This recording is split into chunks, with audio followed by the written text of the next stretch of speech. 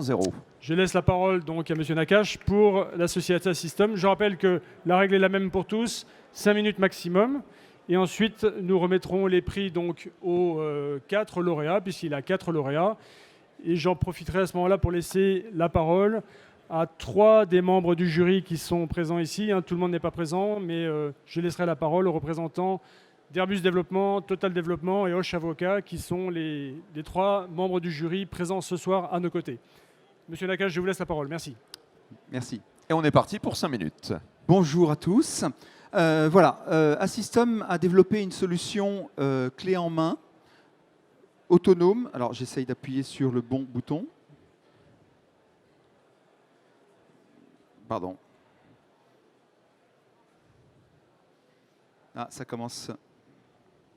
Ah, c'est sur celui-là. D'accord. Parfait.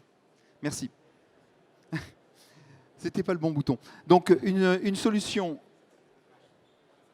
Ah, d'accord. Merci. On a arrêté le chrono. Hein. D'accord. Tout va bien. C'est bon. C'est reparti. Allez, donc une solution autonome, universelle, clé en main, pour pouvoir monitorer tout un tas de machines, disons l'ensemble d'un parc industriel. Ce qu'on a développé, c'est une balise intelligente, voilà, je vais vous expliquer après, et qui va collecter tout un tas d'informations d'une machine simple à très complexe. Ensuite, on a développé aussi l'infrastructure réseau et puis l'information qui est directement accessible sur une plateforme. En fait, le plus simple, c'est que je vais laisser un de nos clients présenter la solution. Je l'ai eu voilà, cette semaine, la possibilité d'avoir en public Renault. Voilà. Donc Renault a testé notre matériel. Il a testé une dizaine d'appareils.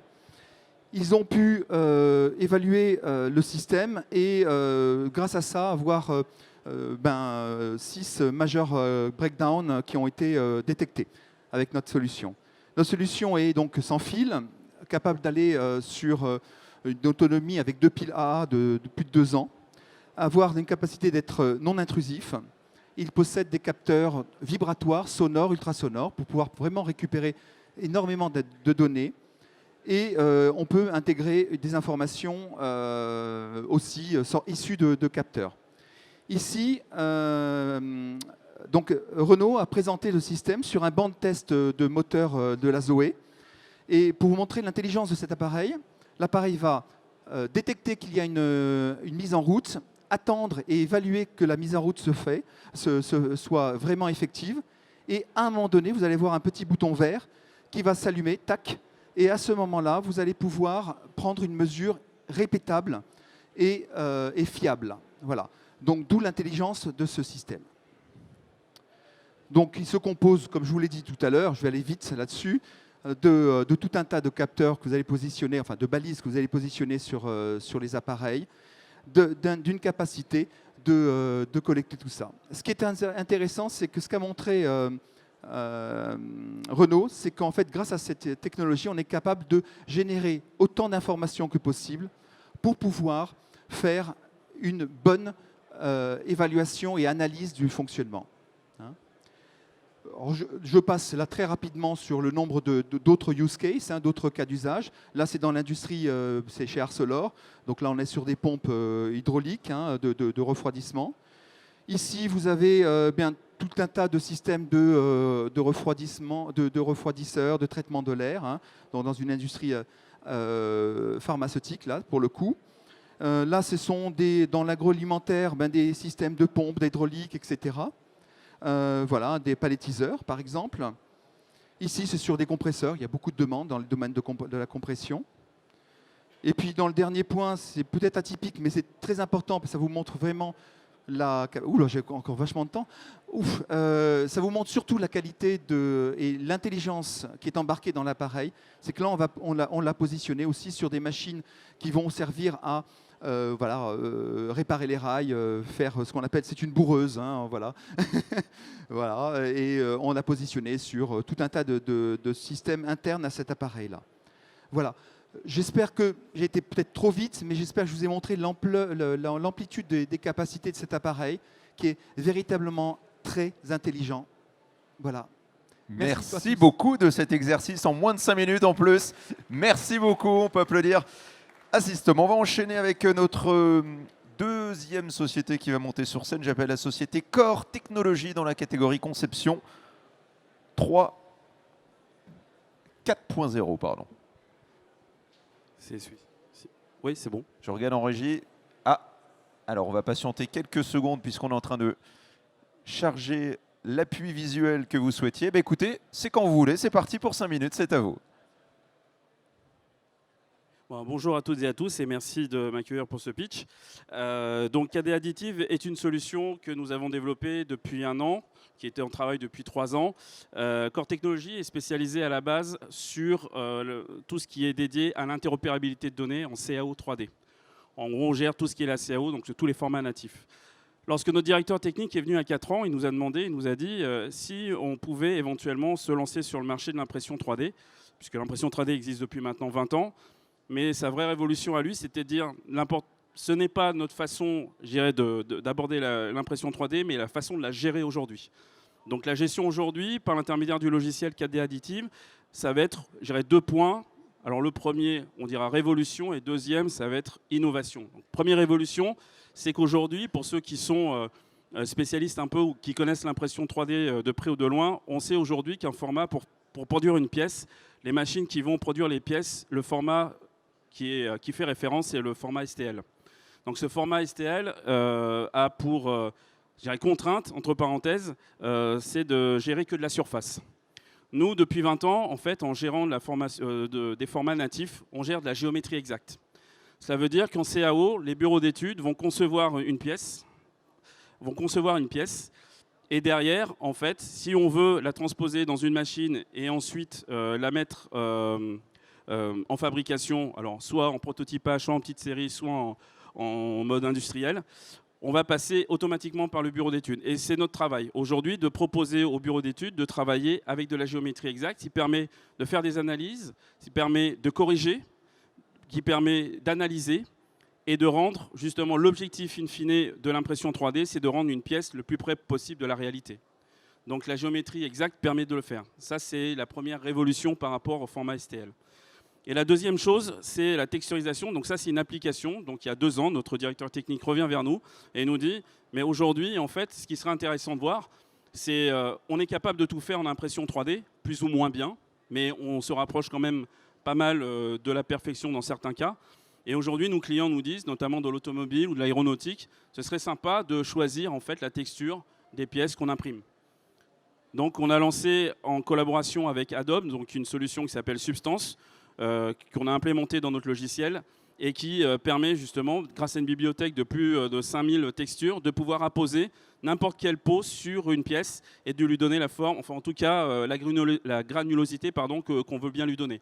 Donc on peut faire l'effet cuir, on peut faire effet métal, on peut faire même effet peau dans certains cas. Et en fait, aujourd'hui, les bureaux de design avec qui on travaille sont très intéressés par ce process puisque ça leur permet derrière d'inventer de l'accessoire et d'ouvrir le champ des possibles en termes de créativité. Donc voilà en gros ce qu'on est capable de faire grâce à 4D Additive. Je n'ai pas plus à dire. Si vous avez des questions, ça sera plus tard. Mais en tout cas, voilà. Donc, Merci beaucoup. 3 minutes 10, franchement, chapeau. Un professionnel du pitch. Merci beaucoup. On va enchaîner maintenant dans la catégorie fabrication 4.0 avec la société CP3i. J'invite son représentant ou sa représentante à nous rejoindre sur scène donc pour... Bonsoir, bienvenue. Je vous invite à prendre un micro. Est-ce que vous avez un support visuel, vous, ou pas? Oui, d'accord. Exactement. La régie est en train de le charger. Parce qu'il faut savoir qui pédale. On est dans l'industrie 4.0, mais on a une régie qui pédale. C'est bon, le pédalage est bon. C'est à vous, je vous laisse la parole. C'est parti pour 5 minutes. Le micro est allumé, allez-y. Oui. C'est parti. Bonsoir à tous. Je vais vous présenter la société CP3i, la solution CP3i en iTeam. On fait partie de la société CP3I, on va y arriver.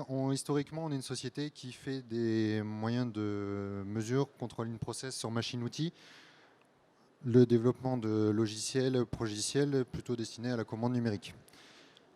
On travaille aujourd'hui en tant que sous-traitant exclusif pour des sociétés comme Bloom, MCI, Hexagon, Renichot. Lorsqu'ils ont des moutons à 5 pattes, c'est un peu pour nous. Et on travaille, vous pouvez le voir, avec des sociétés plutôt hétérogènes, Naval Group, on va y revenir, Renault, Mati et Nexteam. L'idée de départ, c'est qu'on a travaillé avec Safran, à peu près pendant 2 ans. Initialement, ils font des contrôles pièces en sortie d'usinage sur des matériaux complexes et à forte valeur ajoutée. Et ils souhaitaient pouvoir faire du contrôle en production. Cela étant, c'était un peu compliqué de pouvoir faire ça. On en est amené à se poser la question, justement, est-ce que la machine travaille dans de bonnes conditions déjà initialement? Est-ce qu'il n'y a pas une altération machine? Par exemple, lorsque l'on souhaite faire une passe de finition à 30 microns, on se retrouve avec 2 machines équivalentes qui sont dispatchées de part et d'autre de l'atelier. Elles ont une capacité théorique toutes les deux de 20 microns. Il s'avère qu'en fonction de 4 facteurs, on va dire primaires, parce qu'il n'y a pas que cela, qui vont être la température, vibration, puissance et hygrométrie, je vais avoir ma machine qui est près du sas d'apport de matériaux qui ne va pas être en capacité réelle de 20 microns. Par contre, celle qui est à l'opposé, elle va l'être. C'est là où la solution iTeam va intervenir. On va mettre en place des capteurs qui vont prendre en compte des facteurs influents sur la précision. Ces capteurs-là sont non intrusifs et ils vont nous permettre de prendre la température ambiante, broche, liquide de coupe, la puissance à la broche, vibration à vide en usine ou en usinage et l'humidité.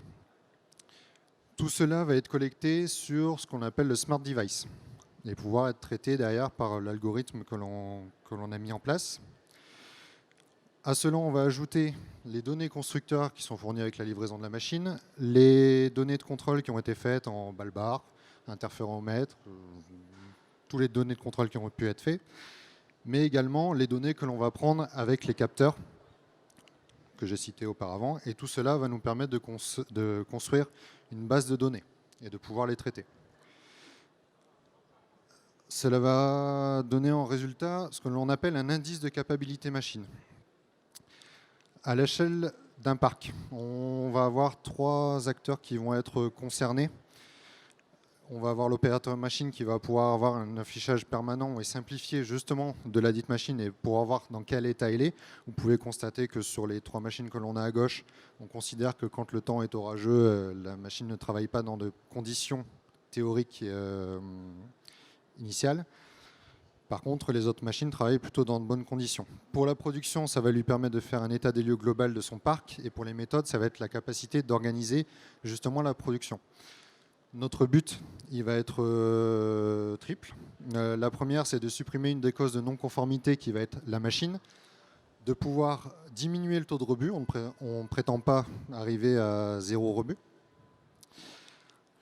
Ces données-là vont être centralisées vers une interface iTeam via un navigateur qui va nous permettre de voir les usines que l'on a ou les ateliers, tout le parc que l'on a sur les ateliers. Il vous reste 1 minute. 1 minute, allez, on y va. De pouvoir regarder les outils de contrôle qui sont propres à l'entreprise. Et par exemple, sur un atelier, on va prendre la machine qui est à droite. On va avoir ce qui a été mesuré initialement à un instant T avec les moyens de mesure, par exemple le ball-bar, avec les conditions de température, de vibration, etc. Et on va avoir une précision estimée parce que les facteurs de température, de vibration, de puissance et d'hydrométrie vont avoir changé entre-temps. Donc on va avoir une estimation sur la précision. On a eu le cas avec Naval Group qui justement cherchait la responsabilité au niveau de la maintenance, de savoir qu'est-ce qui se passait à ce moment-là pour avoir du rebut sur les pièces. Je vais y passer très vite. Enfin, on a une machine learning, une intelligence artificielle qui va prendre en compte les données utilisateurs dans l'évaluation de l'état de santé de la machine et l'algorithme d'apprentissage va nous permettre de faire du prévisionnel. Je prends un dernier exemple. Et je vous invite à conclure, puisque les 5 Et je minutes vous sont invite passées. à Allez-y, en conclusion. En conclusion, sur une broche, une utilisation sur une série classique, si on se rend compte, par exemple, qu'on a une puissance qui a augmenté par rapport à ce que l'on fait habituellement, on va être en mesure de pouvoir en tirer les conclusions nécessaires, et notamment sur un changement de broche. Merci beaucoup. C'est jamais facile de pitcher sa solution technologique en 5 minutes seulement. Merci beaucoup, c'est P3i. Et on va poursuivre dans la catégorie fabrication 4.0 avec EMS Proto. Son représentant ou sa représentante est invité à me rejoindre sur scène pour pitcher. Bonjour monsieur, bonsoir plutôt.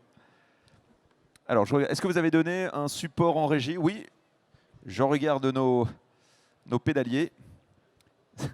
C'est en train. Et ben voilà, c'est bon, ils sont très très bons. C'est parti, vous avez 5 minutes, c'est à vous. Bonsoir, Pierre-Yves Sampère, cofondateur de la société EMS Proto. Alors, qu'est-ce que c'est EMS Proto? C'est la première usine connectée en Europe qui permet d'assembler n'importe quelle carte électronique comme celle-ci en quelques jours.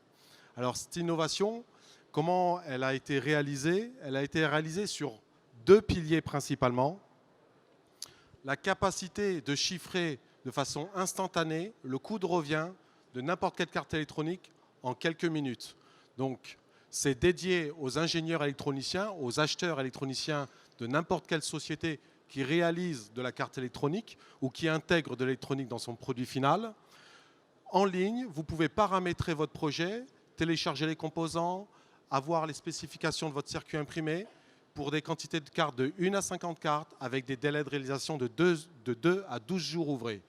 Donc ça, c'est la première innovation parce que traditionnellement, cette opération, c'est plusieurs mois de chiffrage. D'accord? Parce que sur des cartes électroniques, il y a plusieurs milliers de composants. La deuxième innovation, c'est ce qui se passe après, une fois que vous avez cliqué commander sur notre site internet, c'est ce qui se passe dans notre usine. Notre usine, sa particularité, c'est d'avoir robotisé et automatisé des tâches qui n'ont jamais été automatisées auparavant. On a acheté des machines traditionnelles de l'industrie électronique, comme à Shenzhen, que vous pourrez voir en Chine, sauf que nous, elles sont à Martillac, à Bordeaux. Et ces machines qu'on a interconnectées entre eux, il y a 4 ans de R&D derrière ça, nous permettent d'avoir ce qu'on appelle des temps de réglage de machines de quelques minutes. Alors que généralement, un temps de réglage d'une ligne CMS, pour les gens qui connaissent, c'est plusieurs heures avec plusieurs hommes. Nous, on le fait avec un ordinateur en moins de 5 minutes. Alors, EMS Proto, qu'est-ce que c'est aujourd'hui? C'est une société qui a été créée en 2015, excusez-moi.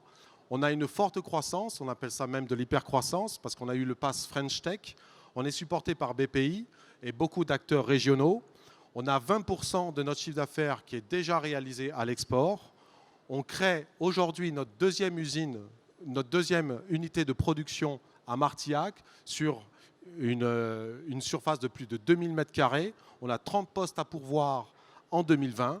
Ça, c'est l'aventure EMS Proto. Merci beaucoup. Merci beaucoup. C'est effectivement très concis, 2 minutes 25. Bravo. On va poursuivre avec le 5e pitch et c'est la société Immersion dans la catégorie 4.0, dans la catégorie conception, pardon, 4.0 qui nous rejoint sur scène. Bienvenue. Et je vous laisse. Est-ce que vous avez quelque chose à diffuser? Oui, j'ai une vidéo, mais je vais d'abord parler. Et Eh bien écoutez, elle est chargée, donc c'est à vous, vous pouvez y aller. Je ne vais pas parler beaucoup, je vais faire court. Allez-y. Je vais commencer par la palissade en fait. Concevoir un produit, c'est compliqué. Concevoir un produit bien du premier coup, c'est très compliqué. Et quand votre client s'appelle Alstom, que vous fabriquez des trains grande vitesse, des tramways, ça l'est évidemment encore plus. Immersion, notre société, nous accompagnons Alstom depuis près de 10 ans dans leur transformation numérique, notamment pour les aider dans leur process à mieux concevoir les trains, les tramways, notamment avec des solutions de réalité virtuelle, des solutions de collaboration et plus récemment des solutions de réalité augmentée. Réalité augmentée, pourquoi? Tout simplement parce que quand vous concevez un train, vous voulez par exemple commencer à le vendre avant qu'il n'existe. Et comment le faire sans avoir à faire de prototype physique, sachant qu'un train qui sort de la ligne de production, ce n'est pas un prototype, c'est déjà le premier train qui va être livré au client. Donc nous avons conçu une solution de réalité augmentée qui permet à Alstom de faire visiter ces trains en virtuel, de pouvoir configurer ces rames de TGV notamment, et de pouvoir même former au préalable les opérateurs de maintenance pour qu'ils puissent déjà apprendre à opérer sur les trains avant qu'ils n'existent. Et je vais m'arrêter là et je vais lancer la vidéo, ça sera beaucoup plus évident. Merci. Merci à vous.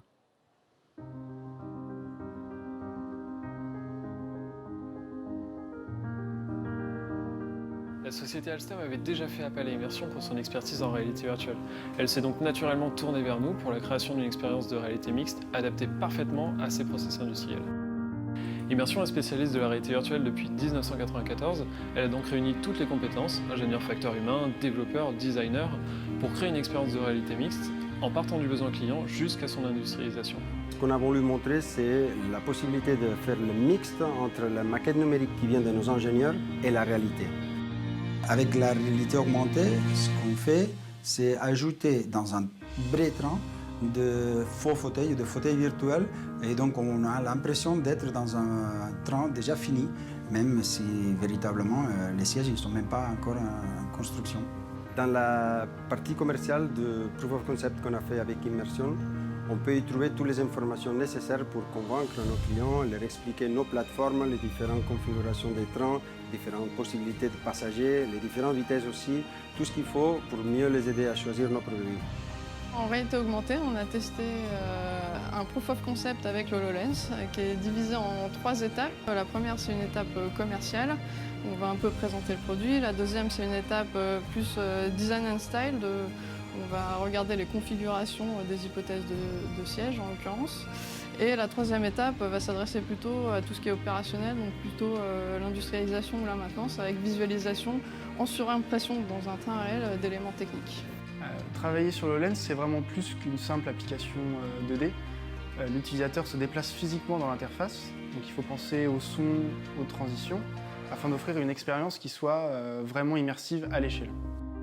Le sens du design, c'est plus que simplement faire du beau, c'est vraiment placer l'humain au cœur de l'expérience qu'on va proposer. Une expérience partagée de réalité mixte va nous permettre de collaborer autour d'une même maquette numérique et c'est un enjeu fort pour les industries de demain.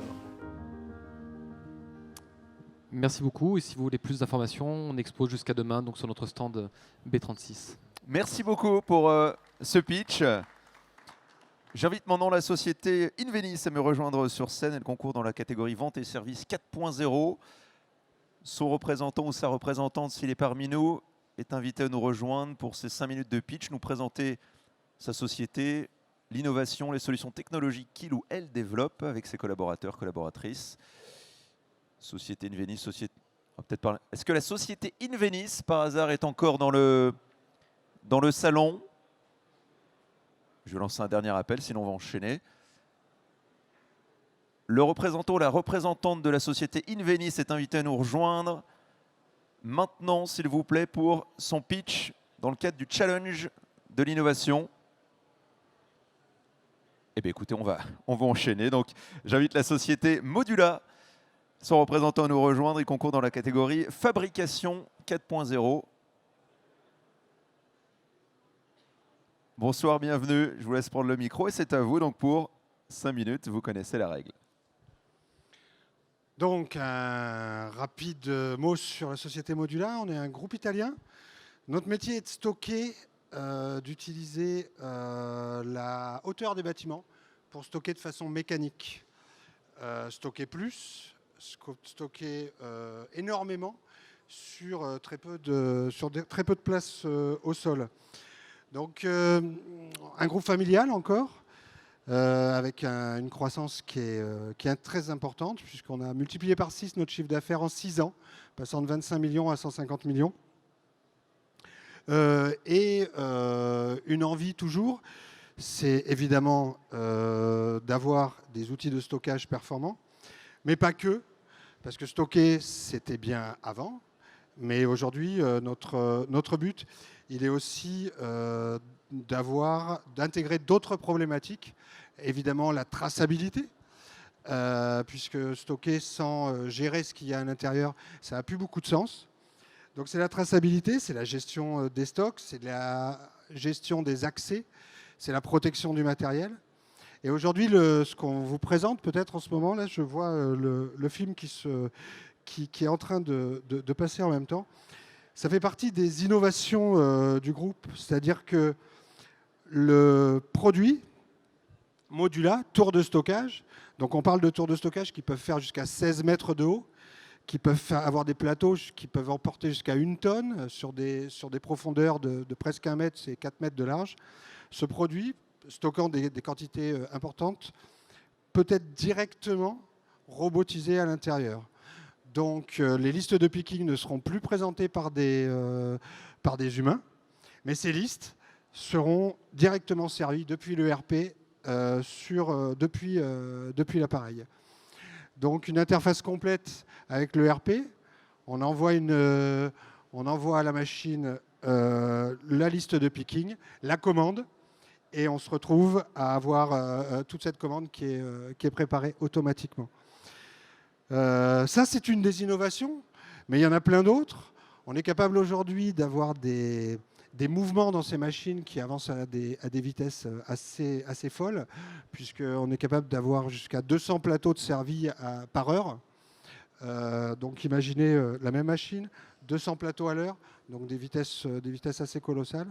On est capable d'envoyer jusqu'à 1 tonne par plateau, donc d'avoir des composants très lourds, de mettre de la vision, d'avoir des robots qui vont pouvoir venir chercher ce matériel avec de la vision, le transporter sur chaîne, le transporter auprès des opérateurs. Donc l'innovation présentée ici, elle est récente, mais le stockage, il a déjà 40 ans dans ces tours de stockage. Aujourd'hui, Modula, c'est une présence dans 55 pays. C'est une présence auprès de nombreux donneurs d'ordre qui étaient présents aujourd'hui sur ce salon. Et puis j'espère que bientôt, ça sera également quelque chose qui pourra vous séduire, avec toujours le souci de stocker, bien sûr, même si c'est le point d'appel, de dire « tiens, j'ai plus de place », mais de faire beaucoup d'autres choses avec ce type d'engin. Voilà, je vous remercie. Merci beaucoup pour cette présentation. Je vous invite à reposer le micro. Oui, on peut l'applaudir si vous le souhaitez, tout à fait. Et on enchaîne avec la société Solune, catégorie vente et service. Ah, on a retrouvé une Vénice. Donc, juste avant, le représentant de Solune avait le pas engagé. On l'a un peu coupé dans son élan. Ce sera à vous juste après. Bonjour, monsieur. Je vous invite. Regardez. Merci. Donc, je vous redonne la règle. Vous avez 5 minutes pour faire votre pitch. Est-ce que vous avez quelque chose qui doit être diffusé? Non, on y va comme ça. Le temps, c'est parce que votre salon a un tel succès que j'étais en rendez-vous toute la journée. Mais du coup, c'est pas très grave. L'idée, c'était de présenter effectivement. C'est à vous. Merci beaucoup. Donc, Antoine Cupillard, enchanté. Je travaille pour Invenice. Invenice, pour la faire rapidement, 17 personnes aujourd'hui. On a fêté nos 4 ans il y a une grosse semaine en autofinancé. L'idée d'Invenice, qui a été fondée par 3 personnes il y a donc 4 ans, c'était de dire aux équipes métiers comment, de manière très très simple, s'ils ne sont pas spécialistes de la donnée, comment exploiter la donnée. Quand je dis exploiter, ça va être bien sûr de faire de l'analyse de données, de la préparation, mais surtout comment aller plus loin en faisant de la prédiction, en faisant de la classification, bref, en utilisant tout ce qui va être des algorithmes de machine learning. C'est pour ça qu'on est là aujourd'hui chez Vivindustrie. C'est pour rencontrer, parce qu'on a beaucoup de cas d'usage, notamment en maintenance prédictive au sein de Vivindustrie, au sein de nos clients, grâce à un outil qu'on a vraiment rendu très simple. Donc, on a des experts de la data chez nous qui font tout le travail pour nos clients et qui mettent dans une solution très simple et très graphique, donc on parle ici de glisser-déposer, pour pouvoir réaliser des analyses prédictives sur toutes leurs données. Donc, on va retrouver tous les cas dont on parle aujourd'hui à Vivindustrie, à la fois du côté des opérations, donc la maintenance prédictive, des prédictions, mais aussi effectivement tout ce qui va être marketing et vente. C'était le challenge auquel j'avais répondu pour essayer de me distinguer de tous les spécialistes de maintenance ici. J'ai essayé de fâter un petit peu, puisqu'on a beaucoup de clients en fait, qui vont nous demander au sein d'entreprise de pouvoir faire par exemple de la détection de churn. C'est qui sont mes clients qui vont quitter mon contrat dans les X prochains mois? Ou alors qui vont vouloir regarder, par exemple, moi j'ai tel profil de client, comment je vais pouvoir trouver mes meilleurs prospects grâce à des algorithmes de machine learning, mais sans être du tout expert. Pour vous donner un ordre d'idée, j'étais instructeur de plongée il y a encore quelques années, pendant 3-4 ans autour du monde, et ça fait maintenant 1 an que je travaille chez Invenice. Quand j'ai des prospects qui m'envoient des fichiers clients et qui me demande de faire des calculs de probabilité de churn, je suis capable de faire ça, ce qui est quand même assez incroyable parce que mes connaissances de data science sont assez limitées. Donc aujourd'hui, on travaille surtout avec des métiers, des entreprises de toute taille, sur tout sujet, puisque la solution est vraiment transverse, pour à la fois récupérer les données, les travailler, les exploiter avec des algorithmes de machine learning et les visualiser derrière via des tableaux de bord et des cartographies. Et pour vous donner un exemple très concret, et puis après j'en aurai terminé, mais un exemple qui parlera à tous. Aujourd'hui, on travaille avec notre plus gros client, c'est le ministère des Solidarités et de la Santé, sur des sujets qui viennent de se terminer avec le Grenelle il y a quelques jours, des femmes victimes de violences. Aujourd'hui, nous, on donne à la gendarmerie et à la police la possibilité de visualiser l'ensemble des structures d'hébergement, à la fois pour le numéro du 115, qui sont les hébergements d'urgence pendant l'hiver, et à la fois pour les centres d'insertion des femmes victimes de violences. Et l'idée, c'est ici de récupérer des grosses bases de données, de les consolider, de les visualiser, et dans un deuxième temps, peut-être en 2020, pourquoi pas essayer d'utiliser du machine learning pour réduire le nombre de demandes non pourvues pour les gens qui sont en détresse durant l'hiver. Donc c'est un exemple vraiment concret d'application du machine learning qu'on a aujourd'hui, et je pense qu'il parle à tout le monde. Merci beaucoup pour cette présentation et votre concession. On peut vous applaudir, la société Invenis. Je vous invite à reposer le micro. Il était dans les starting blocks. Ça y est, il peut nous rejoindre maintenant, mais il n'y a pas de souci. Voici le représentant de la société Solune qui concourt dans la catégorie Vente et Services 4.0. Bonsoir. Vous pouvez vous mettre au pupitre, il n'y a aucun souci. Et c'est parti pour 5 minutes, c'est à vous. Alors bonsoir à tous, donc, je suis Monsieur Picot, je suis consultant commercial de la société Solune Informatique. Donc société Solune Informatique, on est basé à Limoges, nous sommes un éditeur de logiciels. Donc on commercialise des ERP, tout simplement, à destination d'entreprises industrielles type TPE, PME. Voilà, donc on est une société informatique de taille humaine, donc composée à peu près de 17 salariés, 17 collaborateurs. Voilà, ce qui permet d'être proche et disponible par rapport à nos clients. Donc ensuite, l'ADN de Solune, au niveau de l'ERP, c'est l'ERP qui rentre dans l'entreprise et pas l'inverse. Donc on met en place des solutions, tout simplement auprès des entreprises, et voilà, tout simplement. Alors on adapte et on personnalise justement nos solutions à l'entreprise. Ces solutions sont fiables et très simples d'utilisation, grosso modo. Donc la solution Elki que nous avons développée depuis 3 ans est une solution très novatrice basée sur les dernières technologies full web. Voilà, nous traitons grosso modo l'ensemble des fonctionnalités allant des achats jusqu'à la facturation, donc avec des spécificités de gestion production principalement. Voilà, ce que rajoute du coup la solution Elki, donc le dernier ERP qu'on a créé, c'est surtout à travers donc, cette technologie full web d'être capable de travailler sur des supports tels que des tablettes ou des smartphones.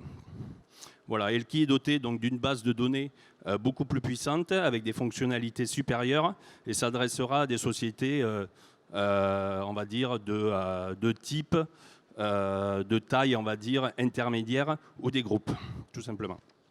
Alors ensuite, donc l'industrie 4.0 voilà, nous enseigne que les entreprises qui gagneront demain, ce ne sont pas forcément celles qui gagneront plus d'argent, mais celles qui iront le plus vite. Voilà, donc ce qui est important, c'est la dématérialisation, donc des informations et surtout l'information en temps réel. Voilà. Et en fait, tout ce qui est, toute cette démat et toute cette information en temps réel est présent bien évidemment dans Elki et ça a été, on va dire, les items principaux de ce développement.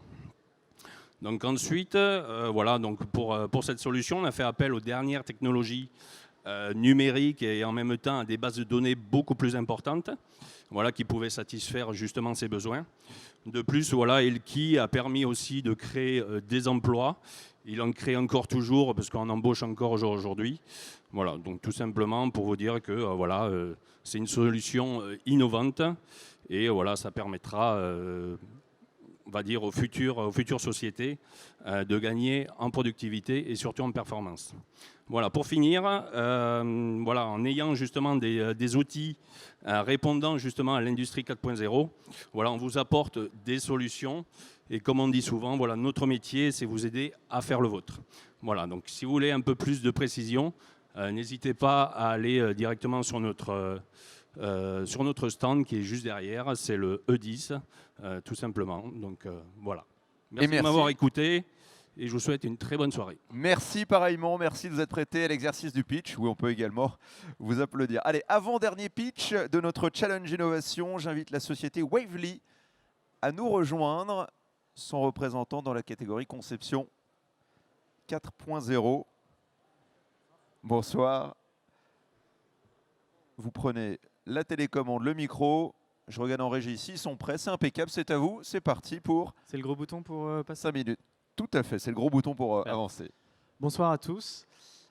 Avant de vous parler de Wavely, je vais vous parler une petite minute de Roger. Roger, c'est celui qu'on voit sur l'image à gauche. Roger, son travail, c'est de travailler et d'écouter à longueur de journée le bruit que fait une machine. Cette machine, en fait, son travail, c'est d'écouter, parce qu'il a, en quelque sorte, il a un don, il a l'oreille magique. Et cette oreille magique, avec cette oreille magique, il est capable d'entendre quand la machine, au lieu de faire clic, clic, clic, elle fait clic, clic, clac. Bien sûr, je caricature, mais avec cette métaphore, j'essaie d'expliquer que Roger, dans son travail, il a un rôle très important parce que c'est une machine qui est vitale à l'entreprise. Quand elle ne fonctionne pas, c'est toute la production qui est à l'arrêt. C'est des coûts de maintenance qui sont élevés. Et donc, le problème, c'est que malheureusement, Roger va partir à la retraite et qu'il n'a pas réussi à transmettre son expertise. Et ça, malheureusement, déjà, il y a très peu d'entreprises qui ont la chance d'avoir quelqu'un comme Roger chez eux. Mais ceux qui en ont, malheureusement, ils sont en train de la perdre également. D'où notre solution. Donc, chez Wavely, on s'occupe de la santé des machines et des équipements de manière générale. Aujourd'hui, on a été créé en 2017, même si le projet a démarré une année plus tôt. On est aujourd'hui 17 collaborateurs, on est 4 associés, beaucoup de mathématiciens dans l'équipe, et je vais y revenir sur la page d'après. On a chez Wavely 3 compétences. La première compétence, c'est l'acoustique, parce qu'on vient du monde de l'acoustique, comme je l'ai exprimé juste avant. Donc la première expertise, c'est de pouvoir bien capter les signaux. La deuxième expertise, c'est de pouvoir faire du traitement de signal. Le traitement de signal, ça nous sert en fait à séparer les sources, à du coup retenir les sources sonores qui nous sont utiles et à du coup retirer les sources qui polluent le signal intéressant. La troisième expertise, qui est du machine learning. Donc le machine learning nous permet en fait d'ajouter une couche d'intelligence et de pouvoir prédire quand une machine va tomber en panne grâce à sa signature acoustique.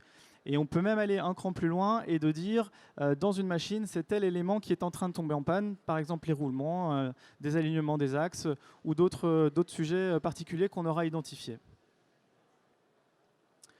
Aujourd'hui, on adresse le marché avec 3 solutions.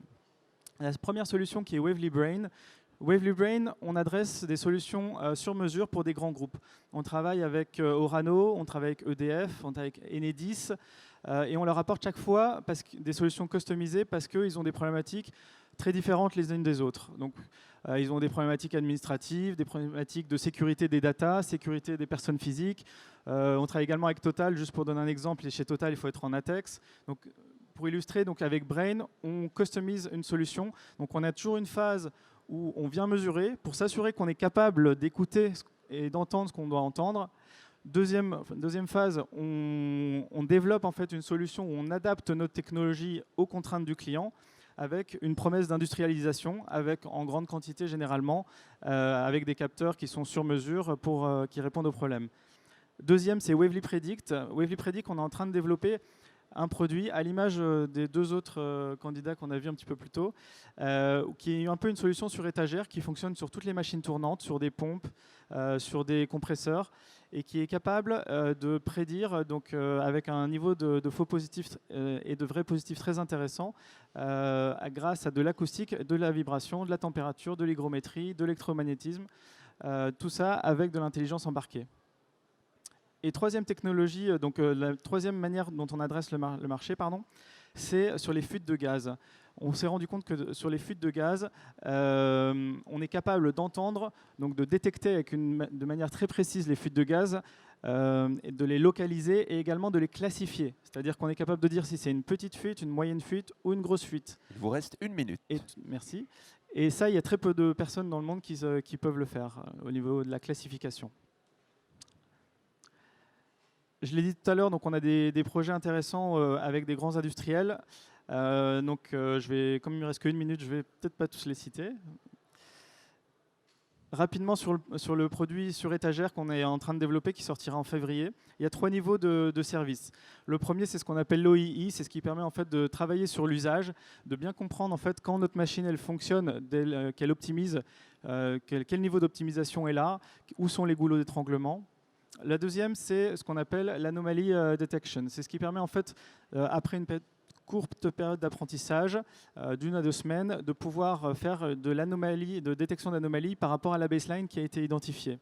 Et le niveau 3, c'est ce que je disais en début de pitch, c'est d'identifier les signatures sonores ou vibratoires ou selon d'autres indicateurs qui nous permettent de dire c'est précisément le roulement ou autre chose qui est en train de faillir. Et il va falloir conclure puisque les 5 minutes sont passées. Eh ben, j'ai conclu. Quel talent. Merci. Bravo, merci beaucoup. La société Wavely, je vous invite à reposer votre micro. Allez, dernier pitch. C'est la société Activus. Ils sont peut-être plusieurs à monter sur scène. Non, il y a vous, madame.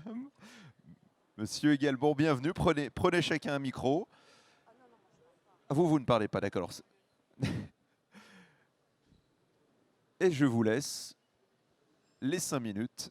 C'est à vous. Bonjour à tous, donc Société Activus Group. Nous sommes une ESN innovante parce que nous avons créé un modèle à mi-chemin entre justement l'activité de cabinet de consulting, d'experts en infrastructure, en réseau et en informatique, adossé à une activité d'édition de logiciels.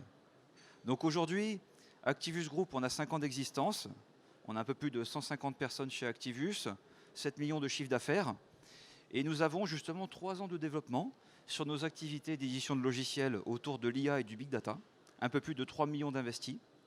Et nous avons donc créé une plateforme qui s'appelle DigiBrain, une plateforme de génération d'applications à base d'intelligence artificielle géolocalisée, de l'IA et du big data, de façon à accompagner nos clients dans une problématique qui est le partage de la connaissance.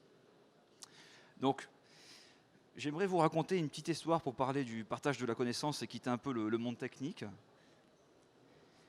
Il y a des centaines de milliers d'années, Homo sapiens, dans les grottes, il dessinait différents dessins pour stocker sa connaissance. Partager comment on survit au mammouth, comment ma descendance va survivre, comment on évolue. Première forme de structuration de la connaissance. Plus tard, les Égyptiens ont aussi inventé le hiéroglyphe, nouvelle façon visuelle de stocker l'information dans des temples, des pyramides, secrets d'accès, mais aussi dans des papyrus connus dans le monde entier. Et plus récemment, nous, avec nos systèmes d'information, nous avons donc stocké à travers des bases de données classiques qu'on connaît depuis les dernières décennies et des systèmes un peu plus sophistiqués en big data, que vous connaissez également. Et chez Activus Group, nous nous sommes inscrits dans cette démarche de la structuration et du partage de la connaissance. Nous, on a misé sur un rapprochement du fonctionnement du cerveau humain, l'aspect visuel, l'aspect graphe. Donc on a exploité des bases graphes qu'on a couplées à des couches sémantiques de données, des données métiers, et qui nous ont permis justement de mettre de façon contextuelle la donnée et l'intelligence niveau base de données graphe. Donc on a recruté aujourd'hui plusieurs chercheurs avec des parutions de recherche au niveau international pour pouvoir être capable justement de stocker l'information et créer de nouveaux liens qui n'existaient pas avant. Concrètement, à quoi ça sert? On accompagne des équipementiers tels que dans l'écosystème aéronautique de Richebourg, entre autres. Vous avez des dizaines de personnes avec des documentations très complexes qui commencent à numériser ça, passer par des fichiers Excel et qui se disent bon, il faut qu'on gagne du temps. Concrètement, c'est là qu'on développe ce qu'on appelle le knowledge graph, qu'on va coupler avec du natural language processing, de la data science, tous les mots-clés d'intelligence artificielle complexe, de façon à créer de nouvelles façons d'exploiter la donnée.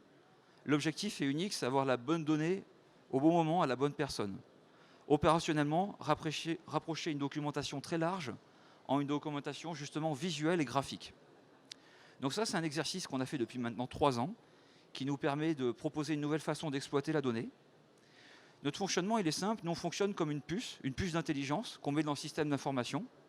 Notre but, ce n'est pas d'amener un périphérique ou un applicatif déjà tout fait, c'est de co-développer avec vous sur votre SI les briques, de voir comment ces bases graphes et cette intelligence artificielle vous permettront dans un premier temps de cartographier vos données et les exploiter de façon différente, puis aussi d'anticiper, toujours vers le prédictif, et la maintenance prédictive, la supervision prédictive, en restant en terre à terre avec vos problématiques terrain.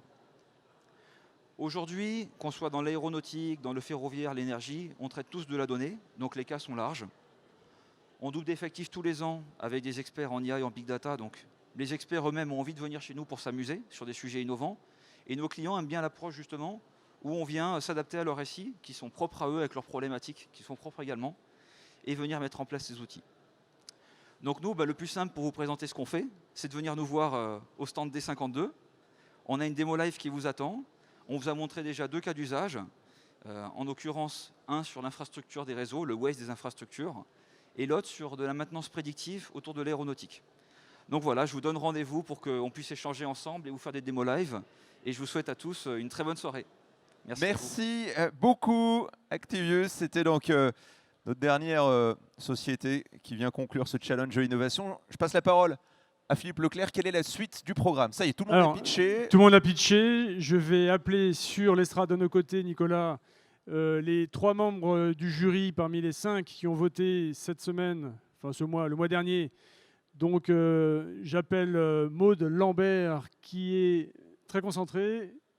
Si vous pouviez nous rejoindre, Maud, tout de suite. Donc Maud du cabinet Hoche Avocat. Je vous laisserai la parole dans 1 minute pour que vous puissiez de manière synthétique nous dire l'importance pour vous de votre action vis-à-vis des entreprises innovantes. J'appelle également Yvon Gobert de Airbus Développement et son camarade Dominique Guedet de Total Développement Régional. Ceux qui étaient là ce matin ont déjà pu voir Dominique à l'œuvre.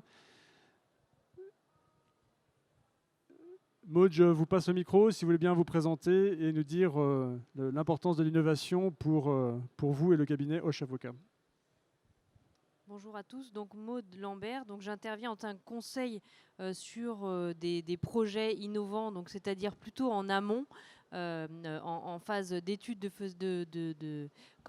faisabilité juridique des solutions innovantes, et c'est important pour nous d'accompagner ce type de société pour qu'elle puisse dans l'avenir avoir une exploitation commerciale sereine et confortable, voilà, pour des opérations de levée de fonds par exemple. Voilà, je m'arrête là. En tout cas, nous, on intervient beaucoup sur des startups ou des sociétés de plus grande importance, à chaque fois sur des solutions nouvelles, innovantes dans l'industrie. Voilà. Merci Yvon. Je vous laisse vous présenter et brièvement présenter l'action de Airbus Développement. Alors l'action de Airbus Développement est essentiellement territoriale. On est un acteur du développement économique local. Alors à ce titre, on mène des actions qui sont purement effectivement territoriales, des missions à caractère RSE qui engagent la responsabilité sociale de l'entreprise autour de la diversité, du handicap, de l'environnement, voilà, différentes thématiques. Et puis bien sûr, et c'est pour ça qu'on est là, de l'open innovation. Alors l'innovation évidemment chez Airbus, c'est forcément important. C'est aussi ce qui nous ancre dans nos réalisations. Ce qui caractérise l'activité aéronautique et spatiale, la conquête spatiale, c'est quoi? C'est l'esprit pionnier. Et pour l'esprit pionnier, c'est évidemment comment innover pour relever les défis de demain et repousser les limites. Alors ce qui caractérise un peu, ce qui caractérise beaucoup Airbus sur l'activité innovation, je vais donner un exemple qui est une réalisation que l'on a déployée à Toulouse, à Madrid, à Hambourg et à Bangalore également, qui s'appelle le BizLab. Ça consiste en quoi? C'est de croire que chaque salarié d'Airbus a une part dans l'innovation. Et donc les porteurs de projets internes qui sont qui ont des idées, qui voudraient développer quelque chose, on les met en situation, donc grâce au BizLab, de développer un projet qui ensuite soit est supporté par Airbus dans le cadre d'une innovation sur un site industriel, soit qui peut faire l'objet d'un essaimage stratégique dans le cadre éventuellement du joint venture, on va identifier des partenaires. Voilà, donc c'est croire que chaque salarié a sa part dans l'innovation. Et puis le BizLab aussi, c'est pour ça que j'en parle, permet aussi aux startups, donc là on adresse l'écosystème externe, de venir réaliser des proof of compétences avec nos équipes. Donc l'idée, c'est, quelle que soit d'ailleurs la nature de l'activité de cette startup, c'est d'identifier un use case qui va intéresser Airbus. Et donc on les convie à venir travailler directement avec les équipes opérationnelles. Voilà. Et nous, Airbus Développement, sur nos territoires, on a évidemment l'action de sourcer ces startups qui sont innovantes. Voilà. Merci beaucoup, Yvon. Merci Yvon. Donc à bon entendeur, salut. Ceux qui souhaitent se rapprocher d'Airbus, vous avez identifié donc Yvon Gobert. Je passe le micro à Dominique.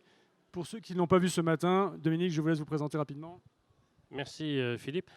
Bonsoir à tout le monde. Bravo d'être encore là à cette heure-ci. Je suis Dominique Guedet, je suis le délégué régional de Total Développement Régional pour la Nouvelle-Aquitaine.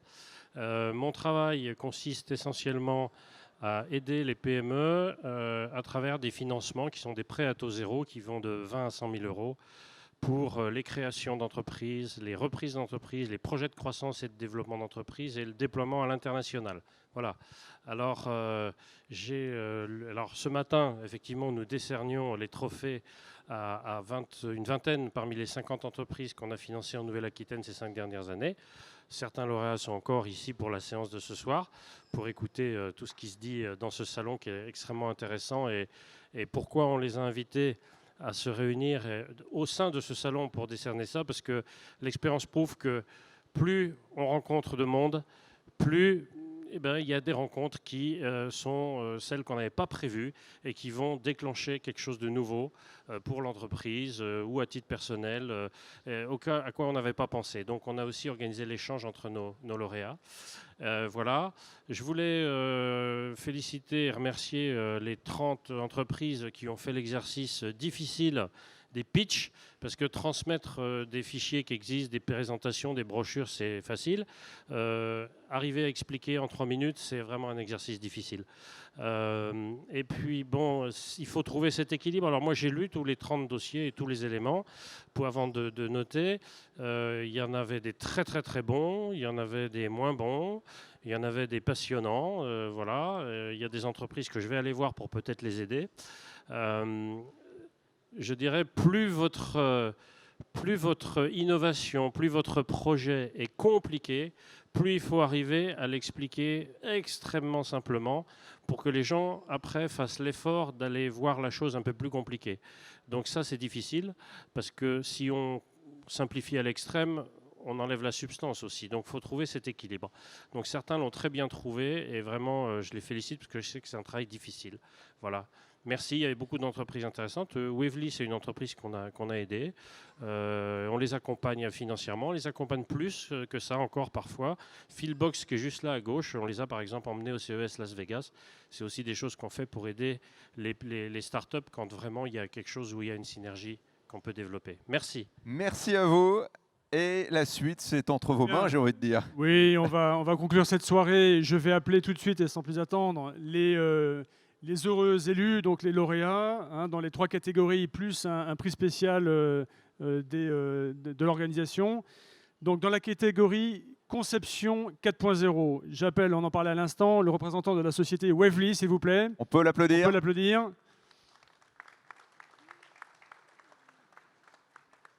Nicolas, Nicolas, c'est mon collaborateur derrière moi. Dominique, vous les connaissez bien, donc je vais vous laisser, à titre purement symbolique, remettre à Wavely son prix de l'innovation Conception 4.0. Bravo à vous. J'appelle également maintenant, dans la catégorie donc, Fabrication Manufacturing 4.0, le représentant de la société Modula, s'il vous plaît. On peut l'applaudir également.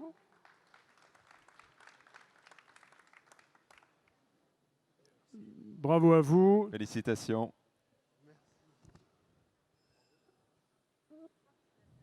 Honneur aux dames. Je vais vous laisser de manière symbolique, Maud, lui remettre, s'il vous plaît. Et pour Vente et Services 4.0. Vente et Services, j'appelle le représentant de la société Assystom. Félicitations. Monsieur Nakache, le voilà.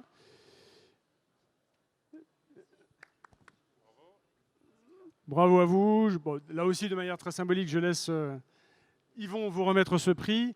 Et enfin, il y avait un prix spécial que nous décernons à la société Activus. Donc, on les a vus il n'y a pas très longtemps. Et ils nous rejoignent Est-ce sur qu'ils sont scène. encore là, voilà. Et oui, il faut revenir. Société Activus, donc ça, c'est le prix spécial de l'organisation. On peut les applaudir. Du jury, Très c'est fort. ça. Allez-y. Et là, écoutez, les autres membres du jury n'étant pas là, c'est moi qui vais vous le remettre. Honneur aux dames. Delphine, je vous le remets.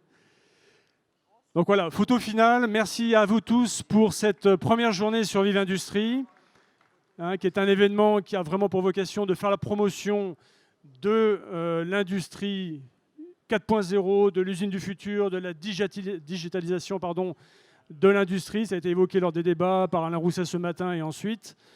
On se retrouve demain, passez une bonne soirée et j'espère que la journée de demain sera tout aussi prolifique qu'aujourd'hui. Merci à tous et bonne soirée.